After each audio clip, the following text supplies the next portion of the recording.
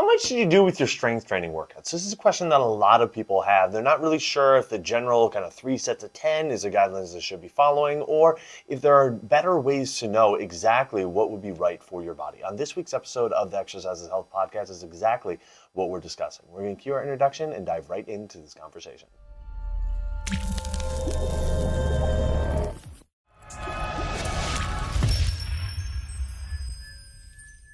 Hey, welcome back, everybody, to the Exercise is Health podcast, brought to you by Muscle Activation Schaumburg. We're your hosts, Charlie and Julie. And today we're discussing this idea of how much you should be doing when you're weight training. This is a question that so many people that we work with, especially early on, have. They're not really sure, how many sets, how many reps, or what they should be doing, if they should be following the general guidelines that they find in the magazines, or if there are more specific things that they should be following for their own body and how to know exactly what's right for their body. That's exactly the question that we want to answer for you today. But we want to let you know that if what we're discussing today is of interest to you and you want to start taking action on it, that's exactly what we can help you with at our studio, Muscle Activation Schaumburg, where we specialize in muscle activation techniques. All you have to do to see our availability and get on our schedule is go to our website, www.matschaumburg.com, click the big green button that says Get Started, and you can schedule yourself for your initial MAT consultation and assessment.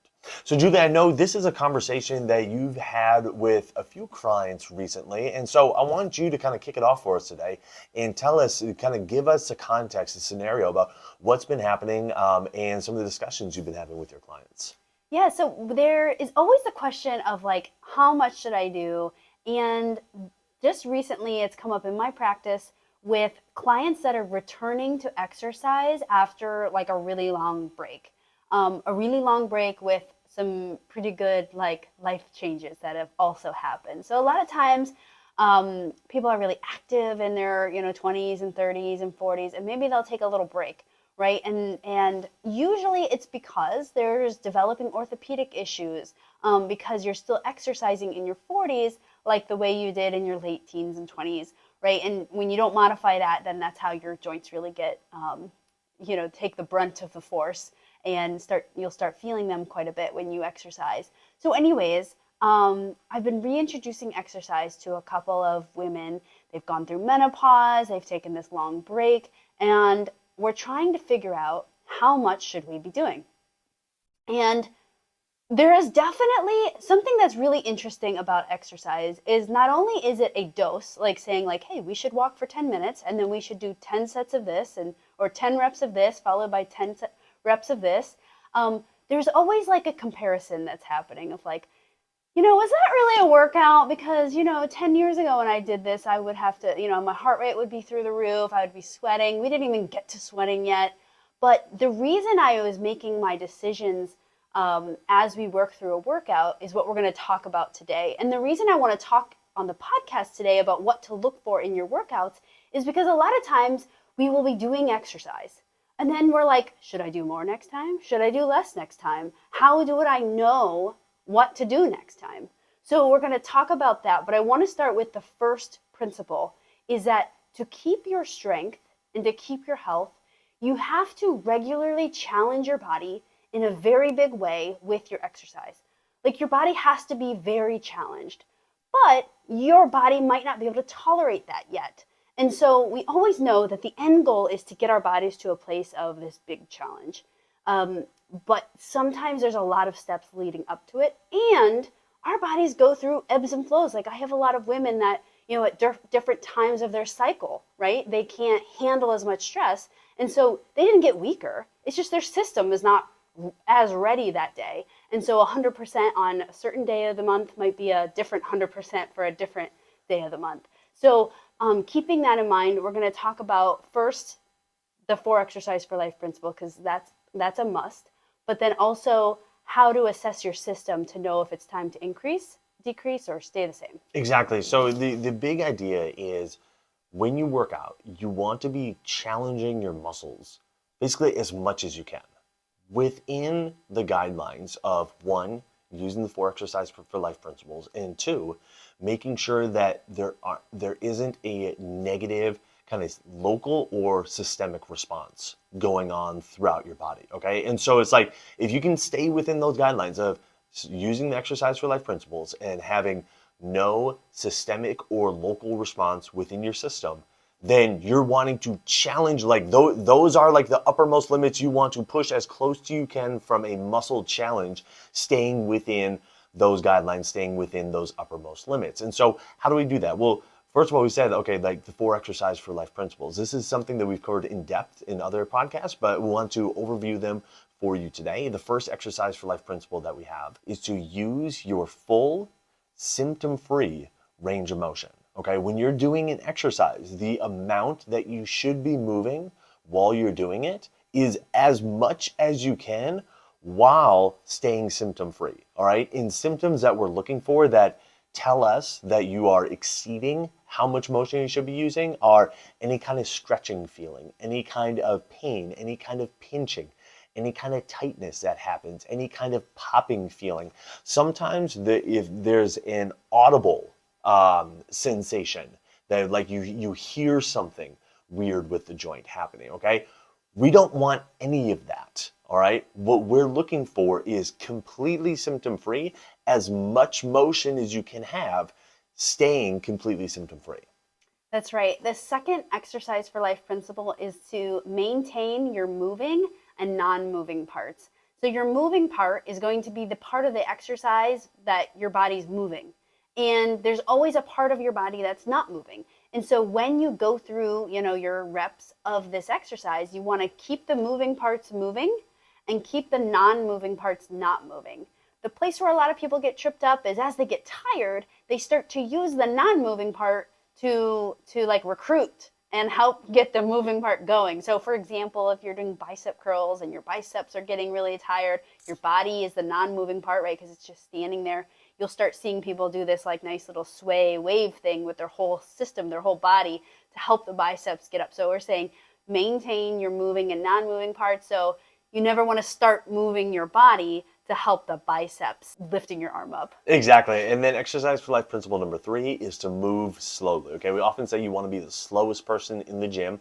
What this essentially means is while you're doing an exercise, you should be able to stop your movement at a moment's notice. Okay, and what this allows you is if there's ever any kind of negative sensation or feedback that you're getting from your body of like, this isn't going in the direction that we want it to, you're able to immediately stop. You're able to course correct, and then you can continue on doing the exercise without experiencing the negative repercussions that so many people experience. And so it's going to allow you a better opportunity to not only maintain your moving and non-moving segments, which is what Julie just talked about, it's also going to allow you a better opportunity to stay within your symptom-free range of motion, which was exercise for life principle number 1. So nailing this third principle of moving slowly really is a big key to making sure that the first 2 exercise for life principles get maintained as well. Now, the last exercise for life principle is focusing on the muscle squeeze. And focusing on the muscle squeeze is going to allow you to have an internal focus. So your brain and your mind are going to be engaged in, what am I actually working here? It's not reps. It's not like counting to 10. It's not watching the news, right? What you're actually trying to do is to develop muscle squeeze and to contract.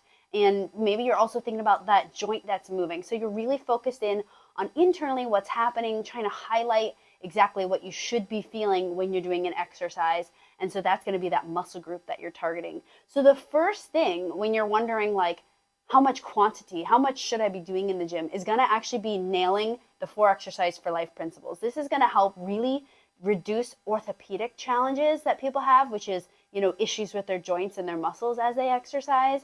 But once you nail this, that's when we start thinking and looking at what is the systemic and local load feeling like on my body. Exactly. So we're kind of transitioning here from making sure that we're staying orthopedically, neuromuscularly intact, and then starting to look at, okay, metabolically, overall neurologically, like making sure that we are not exceeding, the capacity of those systems within our body. And so the first thing that we kind of look at is from more of a local response.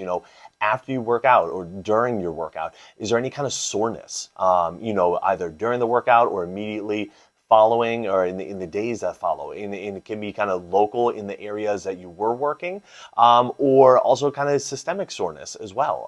You're like, okay, well, I did a lot of squats and then I did a lot, some burpees or whatever it was. And yeah, it wasn't just, my legs and arms that felt sore. It's like, everything head to toe felt sore. Okay, so figuring out like where you can work out at from a challenge perspective, from an effort perspective, and be able to finish your workout and go the next few days after your workouts with really minimal soreness that prevents you from doing the other things in life that you need to do and the things that you want to do. That's right. So that feeling of soreness is a sign that, hey, that load was a lot. That was like beyond our upper level. And so if you are experiencing that muscle soreness, a lot of times it's accompanied with stiffness, right? It's like it's harder to move. Then you know that like, hey, those weights that I did, that combination was too much. So don't increase next time. Now, let's say you did a workout and you nailed your 4 exercise for life principles. You didn't have any muscle soreness.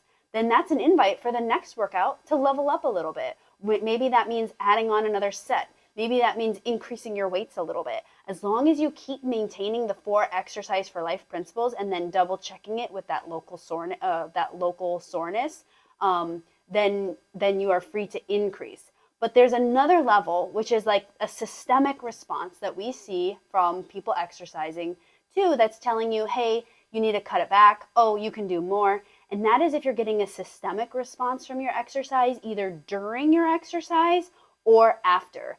Things that are usually, they feel pretty unrelated to muscles. It'll be like excessive fatigue. Like let's say you finished a workout and you go home and you're like, I literally had to lay around for a long time, or I had to take a nap. Or you have nausea. Like sometimes nausea in the gym is celebrated. That's a sign that your body is way too overdone. You've gone way too far. Lightheadedness and dizziness, or like you're seeing like the stars, right? That's a sign that this is too much systemic load for your body. And another one is having hot flashes or temperature regulation issues, or like you're just sitting there and all of a sudden you like instantly start sweating. That's a sign that your nervous system is getting really, really taxed from the load.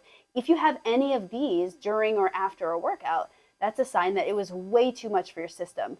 When you are exercising, and as a trainer, our goal is to always be sub this level. We don't want to make people feel this way, but if you ever do feel this way, that is a sure sign that, hey, I need to cut it back. Because if one workout is making you feel worse, it certainly isn't getting you closer to your goals. We always want to see that each workout is like a little next step towards your goals. Now, if you go and you work out and you're experiencing any of these things, it doesn't mean that you need to reduce your workouts all the way back to 0, or even like cut your workouts in half or whatever. Remember, you just need to get below that line. Just like wherever that line is for your system, orthopedically, neuromuscularly, neurologically, metabolically, wherever those constraints are, whatever the kind of lowest level constraint is, you just need to be slightly below that line. And so that way you're still pushing your muscles, challenging your muscles as much as you can, while staying underneath the threshold of all the other systems of your body. And so again, if you're experiencing this, this is where the kind of trial and error aspect comes in. And in some ways, the willingness to experience short-term negative side effects as part of the experiment of figuring out what's right for your body. I mean, the easy way to make sure that you're never going over is to always go way, way under. But the problem with always going way, way under is you're never actually challenging your body closer to its uppermost levels. And your body is always going to adapt to the most kind of common or highest level stimulus that it is receiving. And so if the common stimulus that you're giving it, which may also be the highest level stimulus that you're giving it, is way, way under its current capacity because you're so worried about going over your current thresholds, well, guess what? That's actually going to cause your body to regress. That's going to cause your body to get rid of muscle, because it's saying we don't need the muscle that we have. Our life isn't demanding it. It's going to cause your body to get weaker, because it's going to say, well, we don't need the strength that we have. Our life isn't demanding it. It's going to cause your body to get less mobile. It's going to cause your body to get less physically fit. You might say, well, we don't need all these energy producing cells. because our body's not, our life isn't demanding it, it's not requiring it, okay? And so just to maintain where you're at, you have to at least provide this enough of a stimulus for your body to be like, okay, yeah, everything that we have, we at least have to keep. And then you have to be able to exceed that in order for your body to say, okay, we need to add more muscle, we need to add more strength, we need to add more mobility, we need to add more physical endurance, okay? And so in order to do that, that's where this maximally challenging your muscles idea comes in, while staying within the thresholds of all the other systems. So if you are experiencing anything negative, that's where we're not like, you back off to zero, like stop on me. We're not saying that. We're saying back off just enough to be barely under that line of the threshold for all the other systems. And that way you'll be able to maximally challenge your muscles. And in doing so, likely raise the capacity and the tolerance level of all those other systems. So then you can push a little bit harder next time and push a little bit harder after that. Charlie, you bring up such a good point there, where I think a lot of our human brain, especially if we've had some negative experiences with exercise, we're like, it's just too much of a risk to be pushing myself that hard. But really, it's too big of a risk to not be pushing your body that hard. It's too big of a risk to not dedicate a good amount of time trying to solve this problem for your body. And if you regularly go to the gym and you're like, I don't know, I just can't go there and not get sore, I just can't go there and not feel like I'm gonna throw up at the end, right? Then you definitely need to be changing your workouts, but also spend some time in your life trying to see, can I stack some wins for my body so that I'm more prepared to show up, so that I can challenge my muscles in this big way to get these incredible health benefits. Because again, there is such a risk to not regularly challenging your system. There's a lot of easy things that I talk to my clients a lot about. They think they can be living these crazy busy lives and just show up to their workouts, and they're not tolerating it well. So a lot of it comes down to the basics. Things like setting a bedtime timer. Are you getting enough sleep? Setting a time to, meditate or work on your stress. Making sure, a lot of my ladies are not eating enough protein because they don't like it. Okay, find a way to get something in. You can't think you're gonna build muscle and not have the building blocks available in your body. And water, you gotta drink some water, right? One of my clients today was telling me, she was like, I've only had coffee until I came here. And I was like, okay, well, let's start with the water. That would be good. So remembering the basics, like, hey, we got to nourish your body in terms of rest and, sustenance, so that you can stack some wins in the gym, because the risks that happen and the negative side effects that happen when you're not regularly weight training in a heavy way are just way too big. And it's going to take you away from what you're wanting to do in your life in such a big way. So if you've ever wondered like how much you should be doing when you work out, this is the checklist that we run through with ourselves as well as with our clients to know whether or not we can keep pushing or whether we should back off a little bit. First of all, making sure that orthopedically and neuromuscularly everything is responding well and everything is sound, and then starting to look at locally, are there any negative symptoms, and then systemically, are there any negative symptoms? Understanding that the orthopedic, the neuromuscular, the neurological, the metabolic, those are all kind of the thresholds that we need as far as their limits. Those are the thresholds that we need to stay under, while then pushing the muscles to the maximum tolerable limit that they can do as well. That's how we really get the most out of our exercise without the negative repercussions that so many people experience when they work out. So if you're hearing this right now and you want to take action on it, you would like to work with us doing, this style of exercise at our studio, Muscle Activation Schaumburg, where we specialize in muscle activation techniques and helping people strength train within the appropriate boundaries of their body. All you have to do to see our availability and get on our schedule is go to our website, www.matschaumburg.com. There's a big green button that you can click that says Get Started. You can schedule yourself for your initial MAT consultation and assessment. Well, thank you so much for joining us this week, everybody. We really appreciate your eyes on YouTube, your ears on Apple Podcasts and Spotify. Share this with somebody who needs to hear this message, who is working out, not sure if they're doing enough, if they feel like they're doing too much, how to gauge it back, so they can hear our thought process and our checklist that we go through with ourselves and our clients to help all of us do just that. If you wouldn't mind leaving us a rating and review on whatever platform you listen to us on, it always means the world to us when we do. And again, thank you for your time and attention this week. We are wishing you an amazing, fantastic week, and we'll talk with you all next week.